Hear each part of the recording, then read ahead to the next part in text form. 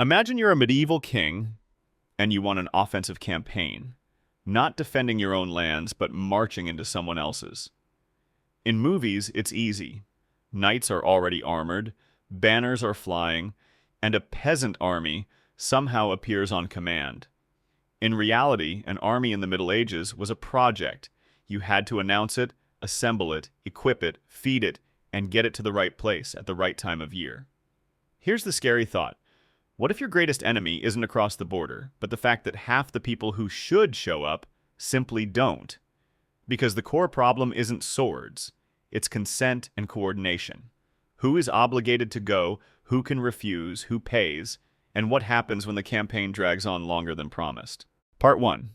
Timing is everything. Medieval warfare was often seasonal. Bad weather, disease, and supply problems could wreck a winter campaign before a single battle happened.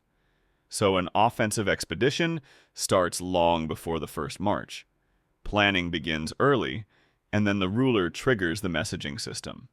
The first people to hear the news aren't ordinary soldiers. They're the power brokers who can actually produce manpower.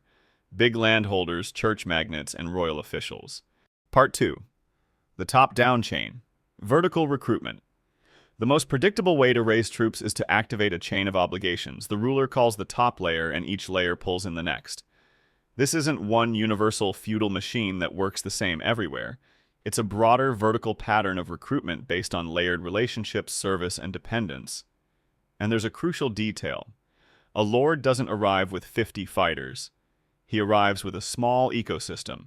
Squires, servants, carts, spare horses, craftsmen, and all the people who make the unit move, eat, and function.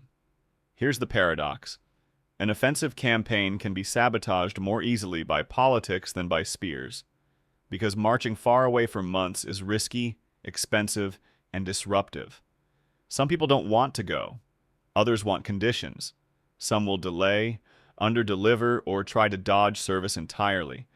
That's why raising an army becomes negotiation. Promises, privileges, a share of profit, status, and sometimes replacing the unwilling with someone else. Part 3. The direct call. Horizontal recruitment. If the vertical chain doesn't provide enough bodies, the ruler can call men more directly, through local administration, towns, communities, and militias. This route can produce numbers quickly, often infantry and missile troops, and it's useful when speed matters. But it comes with problems. Training varies, equipment varies, and controlling a large mass of short-service troops creates huge logistical stress, especially if early victories don't appear. Don't picture a neat army. Picture a medieval traffic jam. Hundreds of men, horses, wagons, hay, cooking pots, broken gear, exhaustion. And it all has to arrive together. If it doesn't, the plan collapses. That's why rulers often relied on local intermediaries, people given authority to muster and select troops, because without local power, a royal order is just ink on parchment. Part 4. Why the army still isn't enough. Let's say it worked. You pulled a core force through lords and retinues, and you added manpower through local musters. An offensive campaign still eats numbers. You need guards for the baggage train, garrisons for captured places, men for sieges, scouts, escorts, and you lose people constantly to sickness, accidents, and exhaustion. And there's a silent killer, service limits. Many men are obligated only for a short period. After that, they want to go home, or they demand pay. So even a large army can start shrinking fast. What's the point of winning a battle if, 2 weeks later, your army is half its size, and you can't hold the town you just took? That's why rulers almost always looked for a third pillar. Part 5. Allies and mercenaries, patching the gaps. One solution is allies and dependent territories, negotiated contingents that arrive as distinct forces with their own leaders and their own interests. Another is mercenaries. Sometimes rulers hired not individuals, but ready-made companies under captains, because it was the fastest way to buy combat power. Mercenaries could be highly effective, but they were expensive, and their loyalty was tied to regular payment and the promise of profit. Discipline could be an issue, especially if money ran short. Part 6, the real takeaway: an army is management. A medieval army built for an offensive campaign was usually a mix. A core raised through vertical networks, extra manpower raised through horizontal calls, and then allies or mercenaries to fill the inevitable gaps.